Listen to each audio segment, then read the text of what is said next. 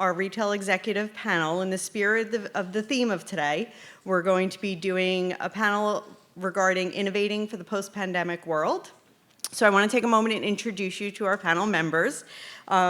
Suzy Davidkhanian is joining us today. She is an eMarketer principal analyst. Louis Broadnax is joining us. He is the VP of Global E-commerce and Digital at Sazerac Company.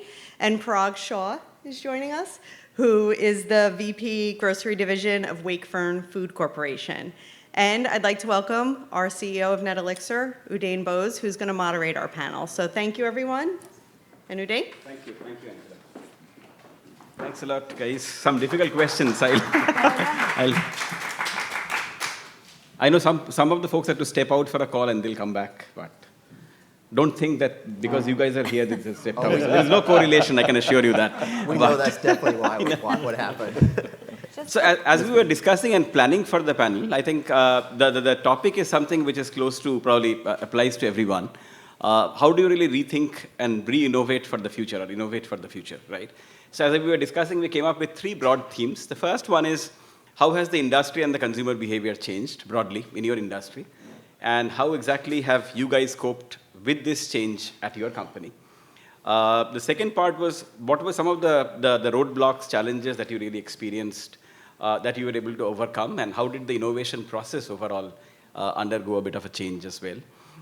The third one is something which is, I think, close to everyone's heart, there is a lot of discussion in terms of work from anywhere. The entire hybrid model entirely has changed completely, right? So we would love to know as to how Wakefern, Sazerac, and eMarketer are thinking about it, what are their point of view, and so on and so forth. And finally, 3+1, the bonus question. With the holidays coming up, understandably, there is a lot of discussion around holidays. So if you have any tips, how exactly are you preparing for what is expected to be one of the most unpredictable holiday season that we have ever seen? So those are the broad theme questions. I'll just start off with maybe Suzy, if you really want to get started with that. Just what are the changes that you have seen in the last, let us say, 19 months brought in the industry and consumer behavior? So I think from a retail perspective, from what we're seeing changing the most is, as everybody knows, there is so much acceleration to online shopping. However, from the eMarketer forecasts, we know that it's really still only 15% of sales that are online. And so everyone's getting very excited about online, and they should, but we still have to remember the store. So I think that's one thing, the acceleration, but it's not quite as strong as everyone's talking about in the media.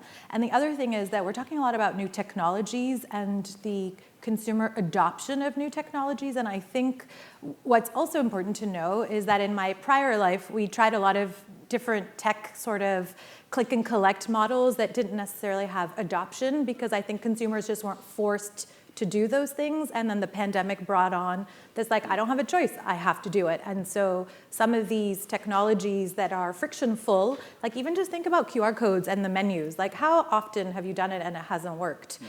And you still do it because you don't have a choice, right? So what are some of what we're thinking through now is, what are some of the things that are gonna stick once consumers have a choice versus how are we gonna go back to what we were doing before?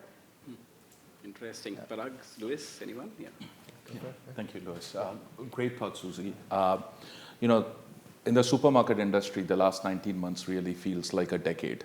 There's so much change that has been brought along and so quickly. And I'm fortunate to follow a great speaker earlier, Shah, who talked about toilet paper shortage, right? And everybody remembers that, so maybe 2 generations from now, people won't talk about the virus, they'll talk about that we had a toilet paper shortage. Yeah. So, as I look back 19 months, I break it down in phases of what happened. First, there was the shock and awe. Our generation, in our lifetime, none of us have really seen a pandemic, right? And we didn't know how to deal with it. So as we tried to figure out, supermarkets really became a place for destination for customers to feel comfortable, because that was the only means for them to really keep their family fed, right? So it became an important role that we played in the community. And I never thought that the supermarkets workers were going to be called essential workers ever, right? And that really happened. And as we went through the pandemic and nobody knew what was to expect, and time evolved, it shifted from safety and concern. Let's take care of everybody. And then when things started balancing out, it shifted into how am I going to entertain my family at home? What are the meal occasions that I'm going to be able to, help my family with? How am I going to keep them healthy and happy through this craziness? And we pivoted through the times. First it was safety, make sure customers had a safe shopping experience. Then it's also became into being comfortable and being happy. And again, as it evolves, the concerns remain. Pandemic is far from over. There are a lot more challenges up ahead of us. We want to continue to be there for the customers that we really service. Additionally, the big change that I noticed was the digital space. And Suzy earlier pointed out very much. And grocery was like the last, frontier for technology to really come in. And it came in fast and rapid. Even though with all the noise about the digital growth we have heard, the industry is still only 8% of total business that's happening digital. So the store is still important, but while technology is coming in fast and furious. So grocers, community leaders, we need to embrace technology to the best, but we still need to provide for our communities with the stores that we have. So it's not a digital age or omni-channel age, it's a phygital age, in my opinion, right? And that's how we need to make sure that we are delivering customer experience. Yeah. And so I think for Sazerac, we had 3 areas that really were impacted. First and foremost, our distilleries are also tourism attractions. So you don't really normally think of spirits companies and tourism, but our tourism numbers immediately went to 0. So we had to quickly figure out how to bring the distillery tour, bring the virtual tastings to our consumers that would normally be making that trip in person. So digital tours were set up, virtual tastings, really working through the email list to make sure that we had corporate events available for people that wanted to have team outings where you could have a little sampler or have someone that could talk you through mixology. So that was the first part. The second part was we're in a regulated industry, so we are selling to a distributor who then has to sell to a retailer. So we're, in a lot of cases, too removed from the actual consumer. And what we're finding is, as people went to buy online, pick up in store, Instacart becoming a major driver, the content that we had available for all of our products wasn't up to snuff. So we immediately had to move into a content creation, content auditing, content distribution method in order to be able to make sure that our products are being represented properly online. Because just like our tourism turned off, so did bars and restaurants. So instead of people going out for their drinks, they're now buying and bringing home.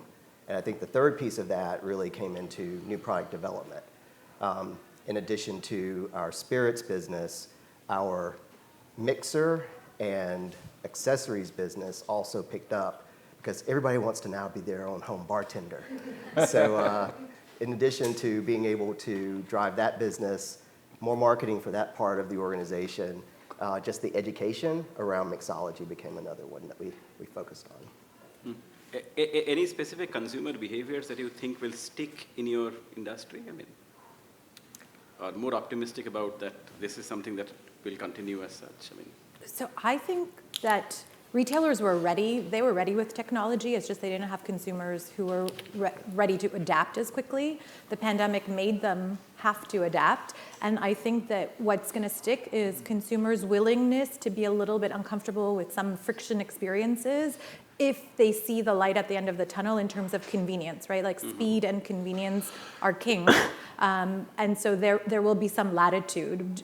I think click and collect will always be important in the newest forms, which is not new, but is being talked about again, are buy in-store, send it to your house, which a lot of retailers had been doing that before because it's a way to manage your inventory in store. If you have it in 15 colorways, but you only display 5, you have an iPad that says, wait a second, you can actually get it in red, but we're not showing it to you, and we'll send it to your house for free. So I think just people will be more open to trying new ways of shopping.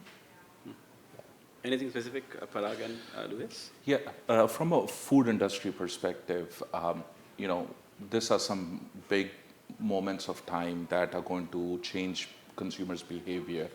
for at least a long period that we can foresee. You know, consumers tend to behave in a certain way based on certain experiences that they have lived through. And we feel that this is an event that will stick around. You know, look at the last 2 decades, food companies, CPG companies did not enjoy the growth that other industries had really enjoyed. Partly it was because of consumers wanting more experiential economy, like traveling, leisure, that had taken off the post-economic crisis, right? So food from away from home was growing at a rapid pace, and food at home was mature or declining. And this has changed the equation. You know, the future habits changes as people are still less comfortable of traveling.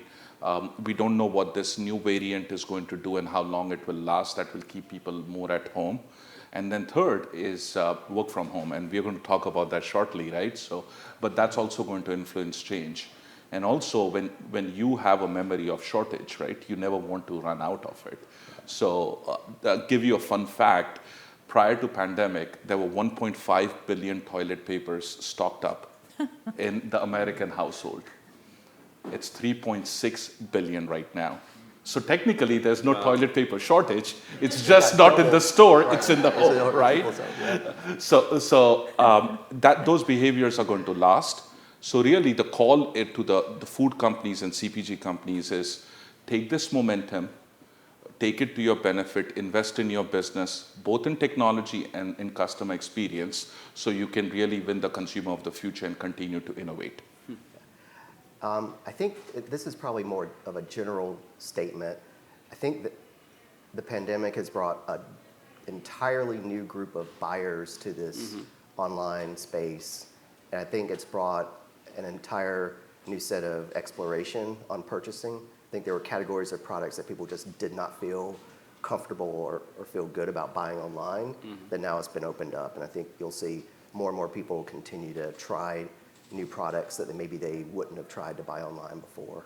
And I think I'm going to tag on to that and say there's also, like we talk about phygital also a lot, but I would say the all channel, and we were talking about it at lunch today, in terms of social commerce, which people were not necessarily super comfortable about, have become much more comfortable, and platforms like TikTok and Instagram and a bunch of others are allowing for that purchase in the app. Directly in the app.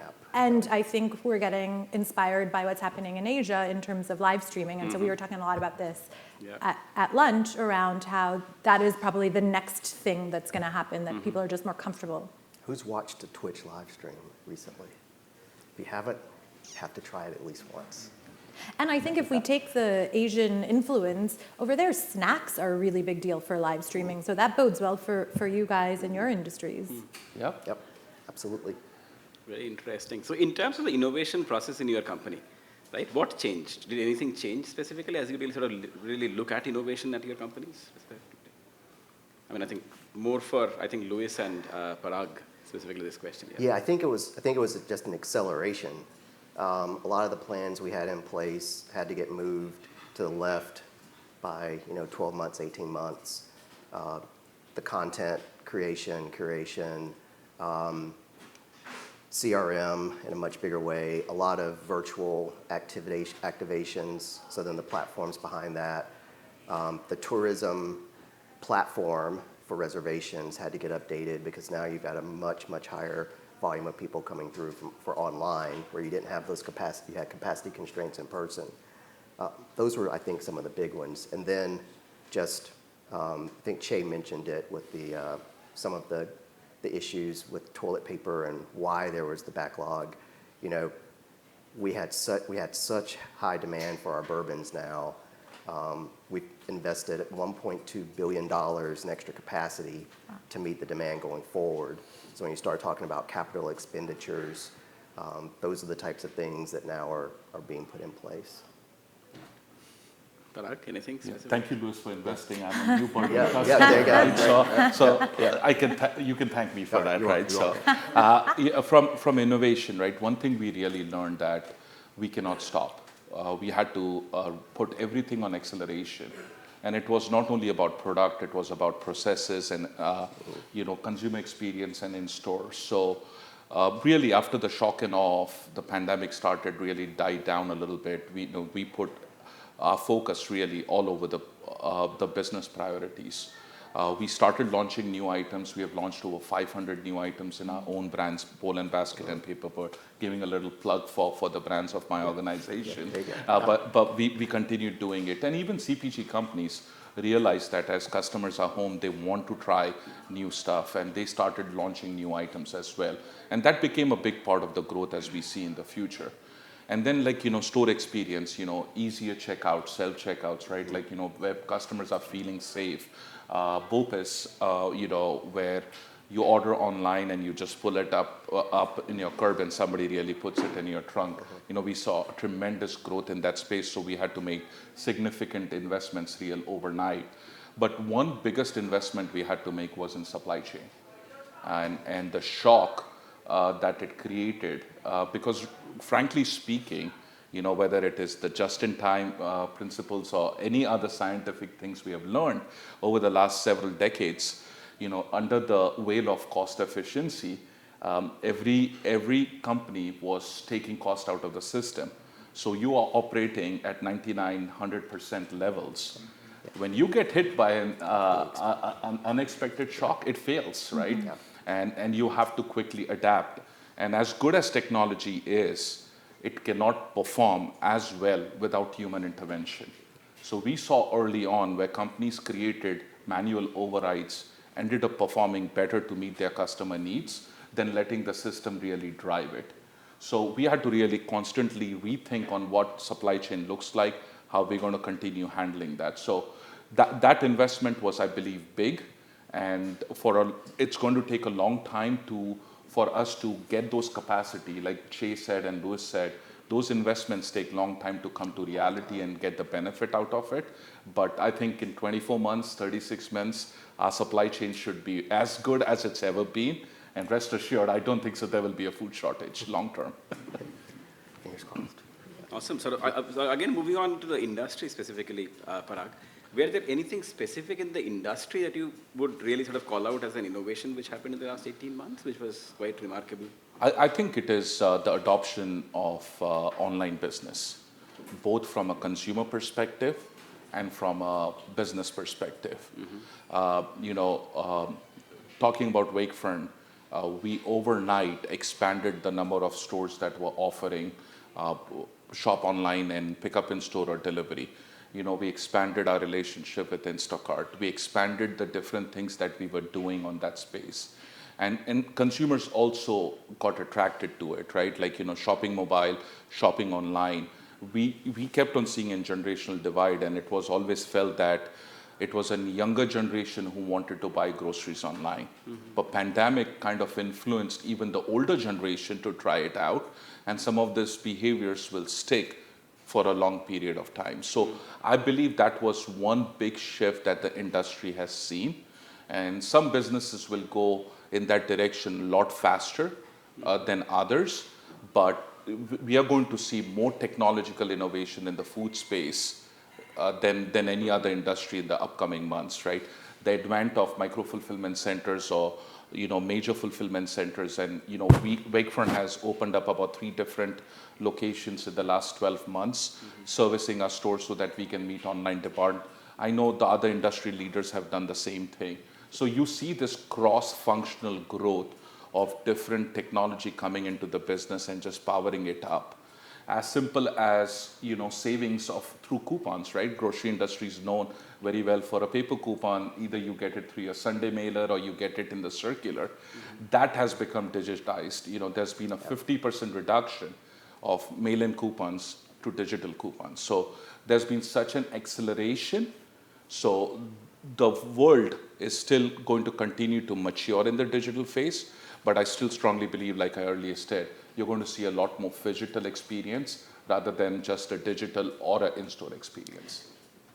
I also think from a research side perspective, the other thing that I'm hearing a lot around is you have to figure out that last mile delivery. And so that might not be the grocery store or brands that worry about that, and it's the intermediaries you're working with. But I think there is that expectation, and if you're in a very densely populated New York City kind of space, there are lots of 15-minute deliveries too now that own their inventory and are able to fulfill on that, which I think will push the grocery category in another direction. Yeah, and tying on to both of those, our industry, it was overnight, you have Drizzly and GoPuff now delivering spirits to your door within an hour. And what that did was it turned on this entire new marketing engine as a brand leader that you did not have access to before. So now you're actually able to work with a partner that has information about consumers in specific locations, what they're buying. So it's like all of a sudden the spirit space turned on to all those things that I think traditional CPG had for the last decade or so. And the other thing is, I think, like generally, broadly speaking, the last 18 months, retailers figured out what are some of the in-store experiences that they couldn't, obviously you couldn't have, but how can we as a retailer, I'm generalizing, how can you as a retailer figure it out to give them a safe experience? So if you think about Ulta and Sephora and all the AR, VR experiences of trying on the makeup, and how do you think about, Walmart was apparently putting samples into their curbside delivery bags to just make sure that they can sort of create this impulse purchase and brand discovery. So I think as a retailer or a brand, it's important to think about what are some of the experiences that are important for either discovery or repeat purchases and try and do them in a way that is safe for a consumer. So if I can tag on with to what Suzy said, I think that's a great point. But when you walk in a store, especially a supermarket, there is a certain reason why certain things are positioned in certain way.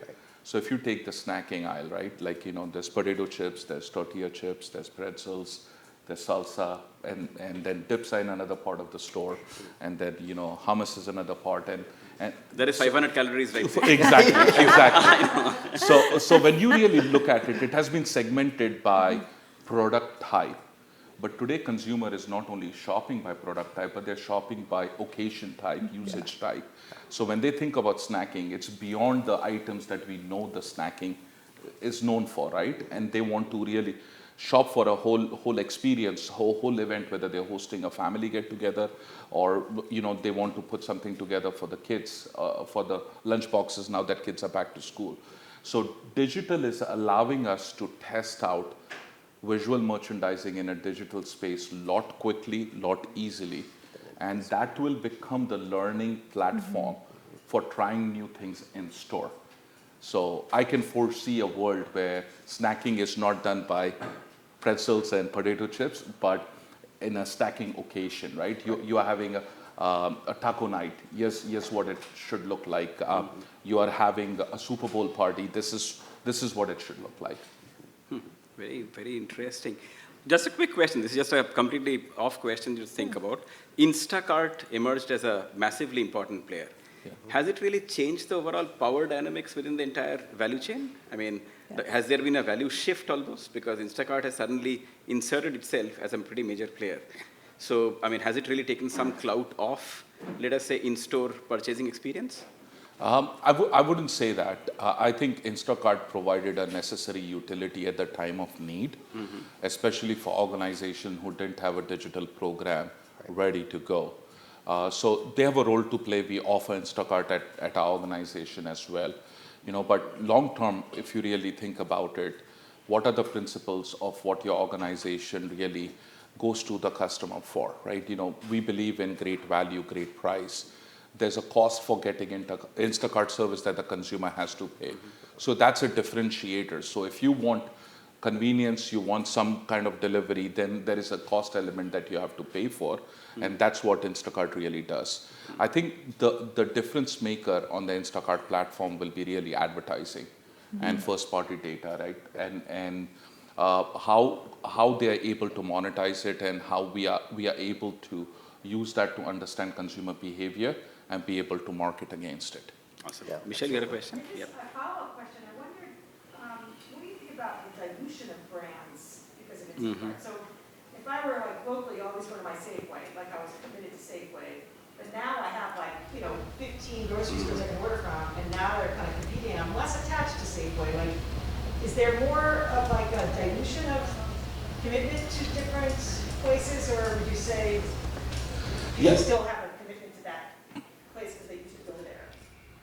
I think the loyalty still is there because the majority of the expansion of Instacart and other services have happened in a pandemic environment. So we are still in, I would say, an unknown time. Once that really settles down, I believe customers will start making a choice between the providers of technology with individual retailers or using a third-party platform like Instacart. I believe Instacart will try to get into the retail space as well at some point of time and get into micro-fulfillment and open ghost kitchens and try those spaces out. But I believe there is a value equation that retailers really need to be careful and make sure that they are living up to the loyalty that the customers are rewarding them with.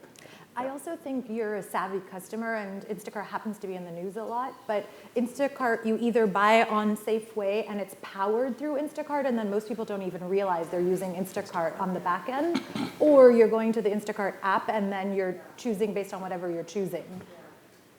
And I'm not sure how many consumers out there really understand that differentiation. Yeah. I think you're going to see the retailers, and we're already seeing it, spend more time on their loyalty programs and their driving for first-party data versus always through the Instacart program. So I think they'll live side by side. Moving on to the next area as such, I mean, the work from anywhere or the hybrid model. But before I start off, I think the last few months we have, I think, all experienced a tremendous amount of, I think, labor shortages in certain cases. I'm pretty sure, Ruth, you would have experienced it in your shipping center in Alabama and so on. So I think I'm pretty sure at your stores as well, you are experiencing, I mean, the labor shortages.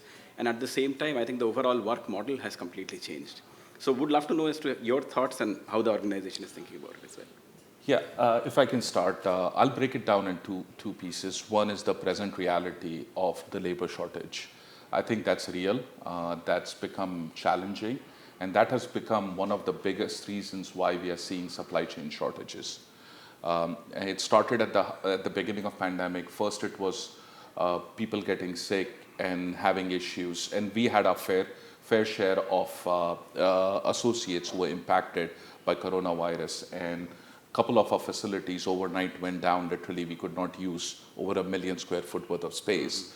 And we had to redeploy and open up like 6 satellite facilities, which were 3PL, in a span of a week. Otherwise, there was a major risk from a consumer perspective. So we had to really innovate on the fly when it came to labor shortages, which are still going on today, and I hope they can correct themselves shortly in the future. Taking on the second subject of the question about work from home or anywhere, Wakefern is an $18 billion organization. We have 90,000 associates at retail as well as corporate. 97% of our associates did not have the privilege to work from home at the height of pandemic. It was only 3% of our entire population who could. Warehouse workers, truck drivers, retail workers, they didn't have a choice. And I was a fortunate one. In the 3%, I could work from home, and there were packages coming every single day. I'm not going to name the retailer who was shipping to us, because my wife was on there every single day. But they were coming every day, and I would look at it and say, "Wow, I'm lucky that I'm in the confines of my home and I can work and do my stuff, and I don't have to put myself out there." But there was somebody who was out there and keeping the country alive, if I may use that line. So as we come back to normal, the lens we are really looking at it is using it as a privilege, as a choice for flexibility rather than a necessity. Now that can be differentiated based on the role you're doing, the position you have in the organization, or the job function that you have.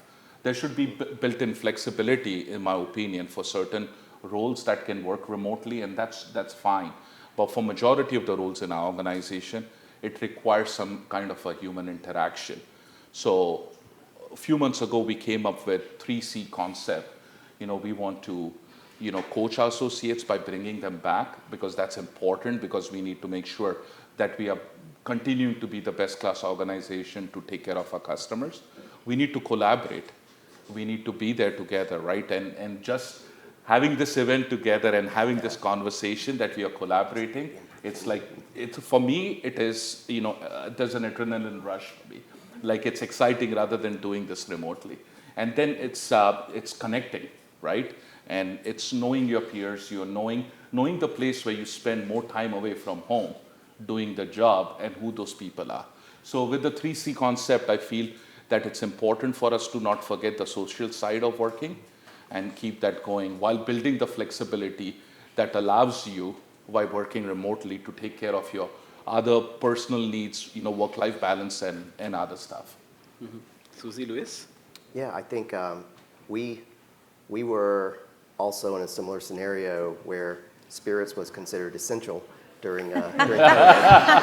So, thank God. Yeah. So we did have workforce that was frontline, 24/7, making sure that things were going, and part of that was our move from pure spirits to actually producing hand sanitizer early on. So we had an entire force that was responsible for moving all of that spirits production to hand sanitizer, getting it out to the volunteer organizations, to the first responders. So that was a big, big lift at the beginning. The rest of the organization went remote, and now we're in this hybrid model. I just wish we could figure out a way during the day that you could end up not on WebEx first in the morning, then Zoom, then Teams, Blue Jeans. Thank God Adobe left Blue Jeans because we don't have to deal with that fourth platform anymore. But yeah, I think collaboration's been the biggest issue for us. Finding the proper collaboration tools so that you could have those big whiteboard sessions remotely.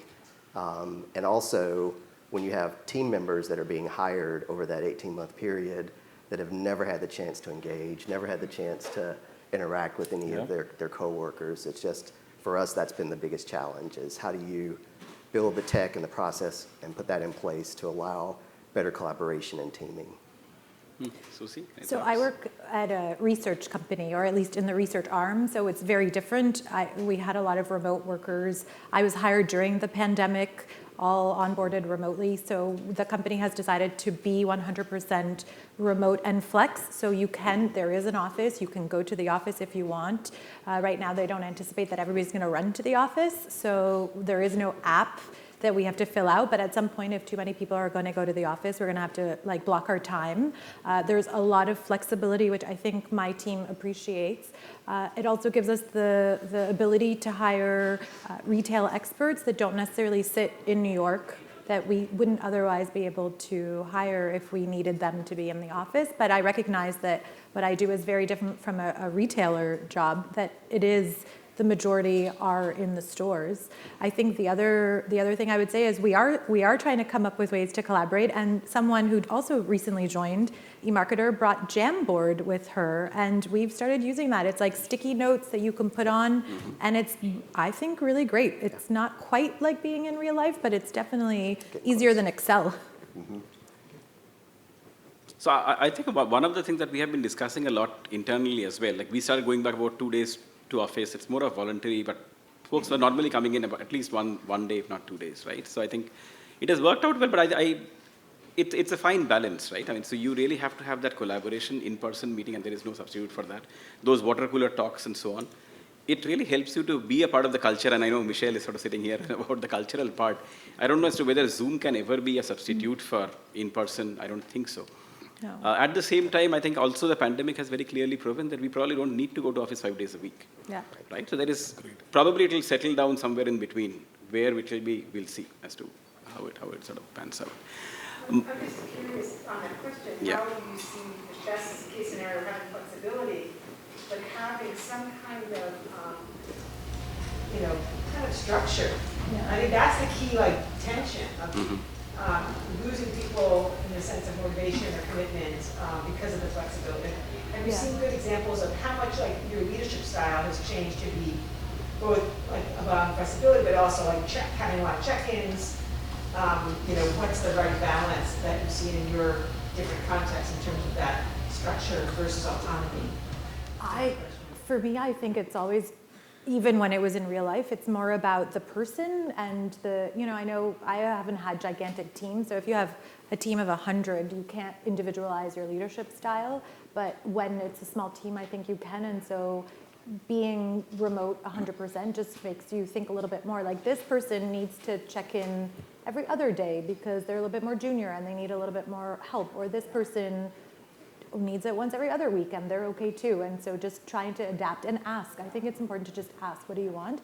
I know for me what I do, which is try to recreate sometimes the meeting aspect on Zoom of like everybody, especially in the beginning, you felt like you had to just get right to business. And so I try and chit chat with people before we get started, which can be complicated when there's a lot of people on Zoom with you, but I try to, and I feel like it might make some people uncomfortable, but I want to feel like we're part of everybody's getting settled in around the table meeting feeling, but it's just on Zoom. Michelle, I'm going to be shallow. I'm going to use the loose form, right? The loose cultural way of doing it. We started our work from home, work back to office in phases. And in the first phase, we let the associate really decide what they wanted to do. We gave them the guidelines on what to expect, what we want of them, and we are going to provide them a safe working environment. We're going to be there for them, but also gave them the reasons why it is good to come back to work, right? And let them independently decide. And really, when that started slowly happening, there were people who were uncertain of coming back in some form versus people who were committed to coming back. And those people really became the brand ambassadors of why we need to come back and why it is beneficial. And it led by osmosis, and then we launched our next phase, which was more like a permanent schedule. So while the structure is not being hard-coded, we are doing it based on honor system until there is an issue, right? And then we'll have to deal with it. But until we are still in a pandemic, I think this will play itself, and we'll see how it settles beyond there. Yeah, it makes sense. I think people look into how much is this really a norm to be back versus, everyone discretion. The more they start seeing, okay, wait a second, maybe this is not just my choice anymore, like they feel compelled to conform. Yep. Yeah, I think we're in the middle where it's you can choose your days to be in the office, and I think as people have come back, it's been really refreshing that if you're in on a Tuesday and someone you haven't seen in a year and a half is in on a Tuesday, it's like, hey, it's a reunion. So I think people are looking forward to those couple of days that they are in the office, but from a flexibility of staying home, getting probably a more efficient workday completed at home, I think having that balance has been working. Very interesting. The last part, I know we have Heather's warning comes in, so we have 5 minutes. We have 15 minutes. Oh, so we have time. Awesome. So the final question regarding the holiday season. I mean, eMarketer has come out with forecasts. I'm pretty sure Parag and Louis are expecting. So what are the expectations? What does the holiday season look like, and how do you think it will pan out? Yeah. And any specific preparations, anything that you are doing? Yeah. I don't want to put the gloom and doom. It's holiday season's going to be good. I think people are going to celebrate more than what they did last year. They're going to enjoy meeting with families, folks, now that the country is vaccinated a lot more than it was. Actually, last year during holiday season, vaccine was not even out yet, right? So I think that will be the positive side of it. I just hope that supply chain can keep up to meet the demands. Yeah. And, food side is going to be probably a lot better in meeting the demand. I'm very worried on the durable side as to what's happening, globally right now with all the shortages. So I'm keeping my fingers crossed and trying to be optimist that we can be able to serve the customers. But I think the secret code that I'm hearing in the news media is do your Christmas shopping now, right? Mm-hmm. Don't wait. Yeah, same here. This is more just Louis' prediction of what I think is going to happen and what we're planning for. To your point, people getting back together for the first time. I think more thoughtful gifts and gifting this year than potentially in the past, where it's just grab that last minute thing and give it to your loved one at the celebration. Some more thoughtful giving. And our challenge really is that last mile with shipping expenses where they are. Just trying to figure out how to make each delivery as efficient as possible without incurring the massive expense that we're going to see with the price increases on shipping delivery. Suzy? I think gift cards will be very much Yes. in demand this year. Very much in demand. Any thoughts, Suzy? Yeah, so I think we've all seen the different news articles about how every company, including eMarketer, is forecasting strong sales. I've seen as high as up 13 and as low, which is not low, up 6. So it's definitely a big variance. The key point is that it is going to be a good holiday. Everybody agrees that consumers have money to spend, they want to spend, they're excited to spend. But again, will there be gifts? So I think what's going to happen is we've always seen traditionally that holiday spending sort of creeps forward a little bit. And now with the Amazon doing their beauty event right now, it's happening now. And Target just announced October, I don't know what their marketing handle is, but October days, I think every retailer under the sun has now going to pull all of their marketing forward.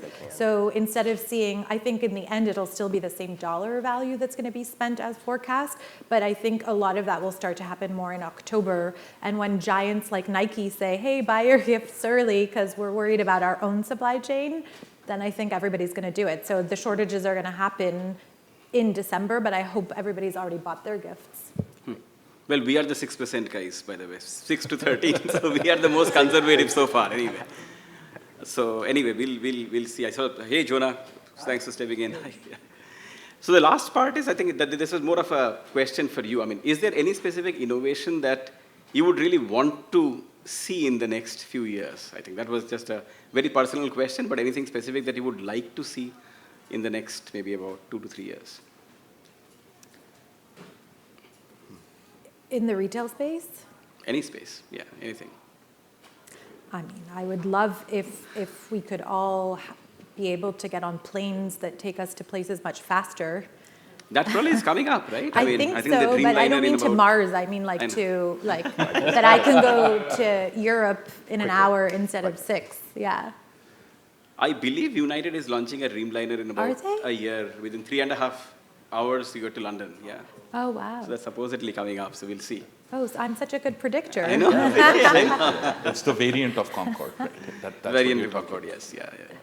I should add at an affordable price, because if you say Concorde, then I'm like, that I knew about, but that I don't know that I can do. Anything, Louis?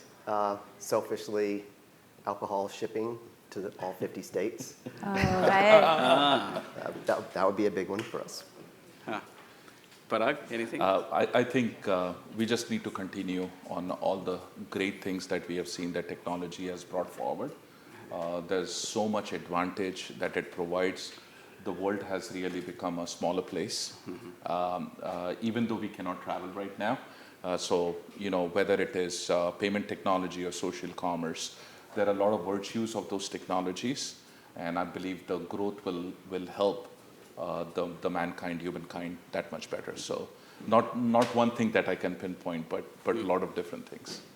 Fantastic. Well, thank you very much. We'll sort of wrap up our panel, but thank you so much for your. Thank you for having us.